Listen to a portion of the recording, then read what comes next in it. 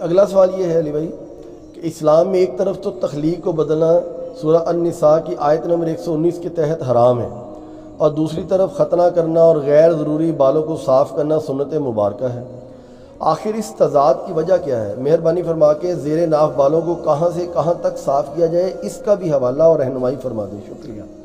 دیکھیں میرے بھائیو، پچھلے دنوں میرا زیر ناف بالوں کے اعتبار سے وہ جو پبلک میں مشہور ہے نا کہ وہ علماء نے اجازت کی ہے کہ دفنا دینے چاہیے، بایا نہیں ہونے چاہیے، میں نے اس کا آپٹیمل سولوشن دیا ہے، وہ آپ کلپ میرا دیکھ لیں۔ پہلے میں دوسرے پورشن کو ایڈریس کرتا ہوں کہ زیر ناف بال کہاں سے کہاں تک کاٹنے چاہیے۔ پہلے اس کی حکمت آپ سمجھ لیں، یہ غیر ضروری بال جو صاف کیے جاتے ہیں، یہ وہی بال صاف کیے جاتے ہیں جہاں پر پسینہ جمع ہوتا ہے، کیونکہ پسینہ جمع ہونے کی وجہ سے وہاں پہ بدبو پیدا ہوتی ہے، تو اسلام نے یہ پاکی کا نظام رکھا ہے۔ اب یہ دیکھیں، یہ والی جو جگہ ہے بغلوں کے نیچے والی، اس میں پسینہ جمع ہوتا ہے، یہ بال اگر آپ ریموو نہیں کریں گے تو آپ کو بدبو آئے گی۔ اکثر جو مسلمان غیر مسلم ملکوں میں جاتے ہیں تو کہتے ہیں جو کافروں کو بڑی بو آمدی ہے جی، وہ کافروں سے بو اس لیے آ رہی ہوتی ہے کہ وہ پاکی نہیں کر رہے ہوتے، وہ بھی وہ ساری چیزیں کریں، کلمہ نہ بھی پڑھیں، اس کو روحانی مسئلہ ہمارے لوگ سمجھ رہے ہوتے ہیں جی، ٹھیک ہے، حالانکہ خود نماز بھی نہیں پڑھتے۔ اصولوں تو آپ سے بھی بدبو آنی چاہیے، کیونکہ صحیح مسلم میں 246 نمبر حدیث ہے، بندے کے کفر اور ایمان، شرک اور ایمان میں فرق نماز ہے، لیکن اللہ نے دنیا میں پردہ ہی رکھا ہوا ہے، وہ بدبو کی وجہ ان کی پاکی نہ کرنا ہوتا ہے۔ پاکی کریں تو آپ دیکھ لیں، کوئی مسئلہ نہیں ہوگا، نہیں آئے گی بدبو۔ کرسچنز میں کتنے لوگ ہیں جو یہ کرتے ہیں، جوز میں بھی ہیں جو کرتے ہیں۔ تو یہاں پہ پسینہ جمع ہوتا ہے، اس لیے نبی علیہ السلام نے اس کو مشروع فرمایا۔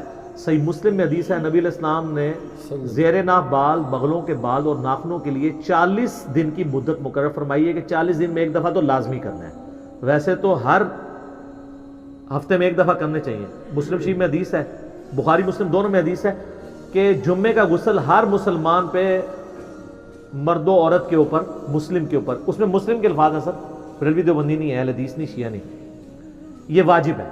اور اس کی ایکسپلینیشن صحیح مسلم میں کہ ہفتے میں کسی ایک دن کریں، جمعے کا دن ہو تو زیادہ بہتر ہے، جس میں الفاظ ہیں جس میں وہ اپنے جسم کی صفائی کریں۔ صفائی میں صرف میل اتارنا نہیں ہے، یہ غیر ضروری بالوں کو بھی صفائی کہا جاتا ہے، یہ عربی لنگوسٹک میں محاورتاً بات یوز ہوتی ہے، جیسا کہ بخاری کے اندر حدیث موجود ہے کہ نبی علیہ السلام نے فرمایا کہ جب بچہ پیدا ہو تو اس کی طرف سے عقیقہ کرو اور اس سے گندگی کو دور کرو، اور ترمذی ابو داؤد میں وہ گندگی کیا ہے؟ اس کے بال ریموو کرنے ہیں آپ، جس کو کہتے ہیں چانڈ لوانا، اور وہ فرمایا کہ 7ویں دن عقیقہ کرو، ترمذی ابو داؤد میں، اس کا نام رکھو اور اس سے گندگی دور کرو، اس کی طرف سے صدقہ اور خیرات کرو۔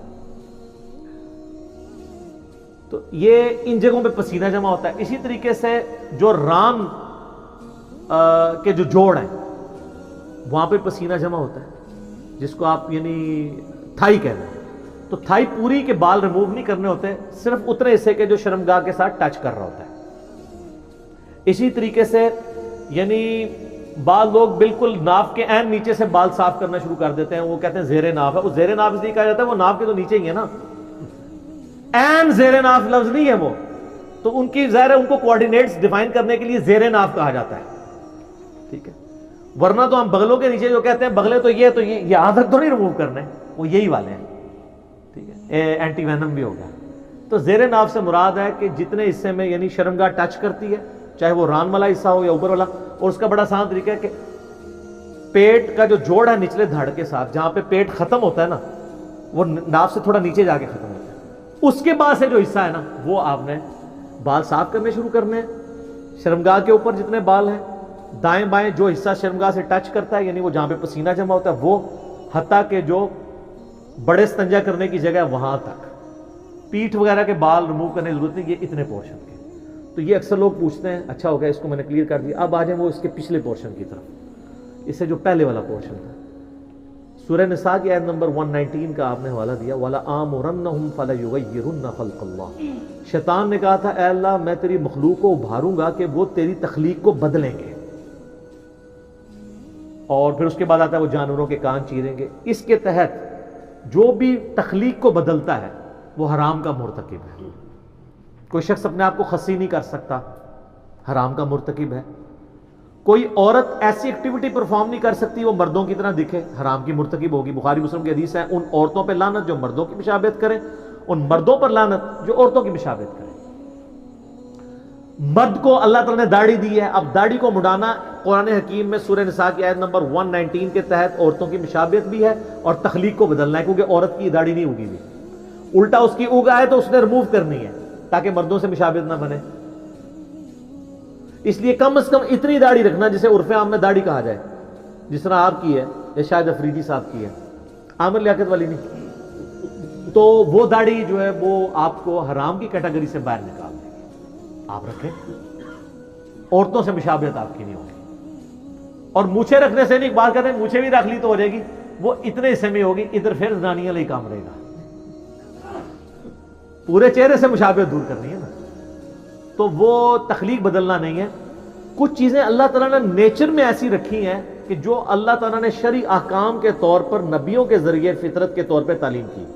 اللہ تعالیٰ چاہتا تو آپ ختنے سمیت بھی پیدا ہو سکتے تھے نا، بے شک. لیکن اللہ تعالیٰ نے یہ ایک شرعی فریضہ رکھنے کے لیے اسی طریقے سے آپ کو پیدا کیا. دیکھیں یہ ختنے والا تو معاملہ ہی چھوٹا ہے، باقی ہر چیز پرفیکٹ ہو کے نکل. کان کسی کاٹنے پڑتے ہیں پیدائش کے بعد، ناک کو چھوٹا بڑا کرنا پڑے تو مصیبت پڑ جاتی، ختنہ ہی صرف کروانا پڑتا ہے.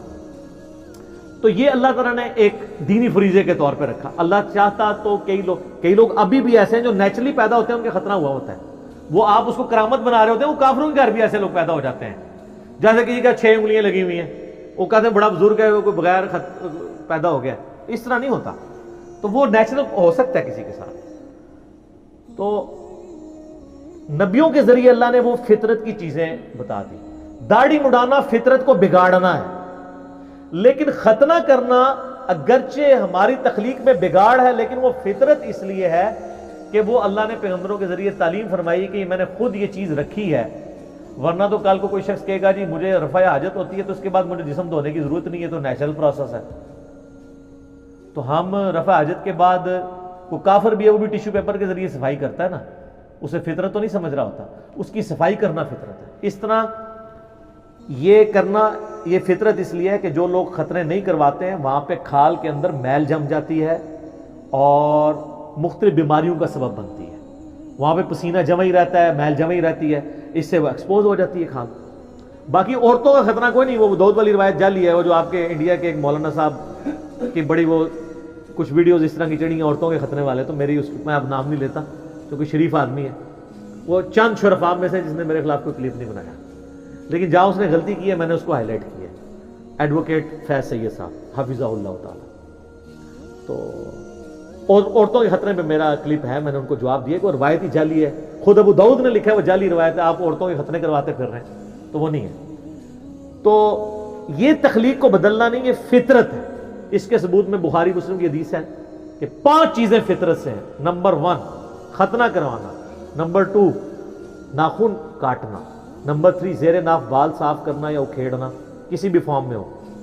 آپ اسرے سے صاف بھی کر سکتے ہیں، بخاری میں حدیث ہیں اسرے والی بھی. بال صفا پاؤڈر بھی استعمال کر سکتے ہیں، کریم بھی، اگر وہ سکن کو کاز نہ کرے کوئی ڈیمیج، جو آج کل رپورٹیں آ رہی کر رہے ہیں، اس لیے اس کو تو اوائڈ کریں. اس کی بجائے سٹرپس کا یوز بہتر ہے. اور نمبر 4 بغلوں کے بال، زیر ناف بال، بغلوں کے بال. اور نمبر 5 مونچھوں کو پس کرنا. اور مسلم شریف میں 10 حدیثیں ہیں فطرت میں، ان میں داڑھی بڑھانا بھی فطرت میں ہے، مسواک کرنا، کلی کرنا، یہ ساری چیزیں فطرت میں داخل ہیں. تو جو چیزیں اگرچہ بظاہر تخلیق کو بگاڑ رہی ہیں، لیکن وہ اللہ تعالیٰ نے بلٹ ان رکھی ہوئی ہیں تاکہ انسان شریعت کو اوبے کرتے ہوئے اس کو ایگزیکیوٹ کرے. وہ تخلیق کا بدلنا نہیں ہے، بلکہ وہاں پہ تخلیق بدلنا ہی فطرت ہے. اس فرق کو سمجھیں. اسی طریقے سے اس میں یہ بھی یاد رکھیے گا، ایک شخص کی 6 انگلیاں نکلائی ہیں. اب اگر وہ ایک انگلی کٹوانا چاہتا ہے تو اس کا حق ہے، وہ تخلیق نہیں بدل رہا، بلکہ وہ خود تخلیق سے ہٹا ہوا ہے، ڈیمیجڈ ہے، یہ اس کی فالتو ہے، وہ ریموو کروا سکتا ہے. یہ نہیں اس کو کہا جائے گا کہ یہ تو اب تخلیق کو بدل رہا ہے. کئی لوگ ہیں جن کے تالو جڑے ہوئے پیدا ہوتے ہیں، تو اب آپ کہیں گے تخلیق نہیں بدلنی، ان کے تالو الگ کیے جاتے ہیں، ورنہ تو وہ بول ہی نہیں سکتے. کئی لوگ، حتیٰ کہ ابو داؤد میں حدیث ہے کہ ایک صحابی کی ناک کٹ گئی تو اس نے چاندی کی ناک بنوا کے لگائی، لیکن اس میں بدبو پڑ گئی. ظاہر ہے چاندی تو اتنی کروجن ریزسٹنٹ اس کے اندر موجود نہیں ہے، ریزسٹنس نہیں ہے، ریزسٹنس. پھر نبی علیہ السلام نے ان کو حکم دیا کہ سونے کی چاند جو ہے ناک بنا کے لگاؤ. پھر اس نے سونے کی ناک لگائی. ظاہر ناک کے بغیر تو بندہ بڑا عجیب ہی لگتا ہے نا.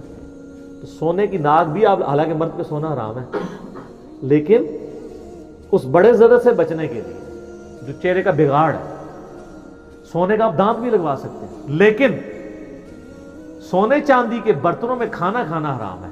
یہ ابو داؤد میں حدیث ہے، نبی علیہ السلام نے ان کو یوز کرنے سے منع فرمایا، صحیح سند کے ساتھ حدیث ہے. تو سونے کا دانت اگر کسی نے لگوایا ہے، اس کی وفات ہو گئی، تو اب یہ نہیں کہ اس کو دانت سمیت ہی دفنا دیں، آپ دانت اتروا سکتے ہیں، کیونکہ وہ ایک قیمتی چیز ہے، اس کے ساتھ ضائع نہ کریں. لیکن جو ہماری میتیں فوت ہوتی ہیں ان کی شیو کر رہے ہوتے ہیں، آپ کو پتہ ہے نا، شیو کر کے دفنا رہے ہوتے ہیں. ایسے لوگ بھی ہیں، وہ جی عجیب لگ رہا ہے بندہ. اور بعض کو بہت جاہل ہیں تو وہ تو غیر ضروری بال بھی صاف کرتے ہیں، لیکن یہ کام کرنے کی ضرورت نہیں ہے. جب مر گیا تو وہ اللہ کی امانت ہے، اللہ کے سپرد کریں. البتہ اس کے جسم پہ جو کپڑے ہیں یا کوئی قیمتی چیز، کوئی عورت ہے اس کی کان میں بالیاں ہیں، وہ آپ نکال لیں. وہ ظاہر زندہ بندوں کی ضرورت ہے. کپڑے بھی احتیاط سے اگر اتر سکتے ہیں تو اتار لیں، زندہ بندوں کی ضرورت ہے. اور لوگ وہ ڈرتے ہیں، وہ کپڑے پہنتے ہوئے ڈر رہے ہوتے ہیں کہیں ماری نہ جائے. اس طرح کو مرتا میرے بھائی. اور میں حیران ہوتا ہوں، یہ سپرسٹیشس چیزیں مسلمانوں کے اندر ہیں. وہ مسلمان جو اللہ میں بلیو کرنے والے ہیں، جو پوری دنیا کو کہہ رہے ہیں کہ جی جب موت آئی ہو نہ ایک لمحہ آگے ہو سکتا ہے نہ پیچھے، یہی کہتے ہیں نا. اور خود وہ میت سے ڈر رہے ہوتے ہیں. آپ کسی بندے کو نہ اکیلا میت کے ساتھ چھوڑ دیں اور باقی کہیں جی سارے گھر والے دس جا رہے ہیں، تو انہیں اکیلا میت کے پاس بیٹھنا ہے. وہ زندگی میں اس بندے سے نہیں ڈرتا ہوگا، لیکن مرنے کے بعد ڈر رہا ہوگا. یہ کہاں کا مسلمان ہے، کہاں کا ایمان ہے؟ ٹھیک ہے، اس نے کوئی زندہ نہیں ہونا میرے بھائی، اس طریقے سے کچھ بھی نہیں ہونا. تو لوگ یعنی مردے سے ڈر رہے ہوتے ہیں. یہ ایک یعنی ایک المیہ ہے مسلمانوں کا. مغرب کی اذانیں شروع ہو جاتی ہیں، تو ملتے ہیں اذان مغرب کے وقفے کے بعد. ٹھیک ہے.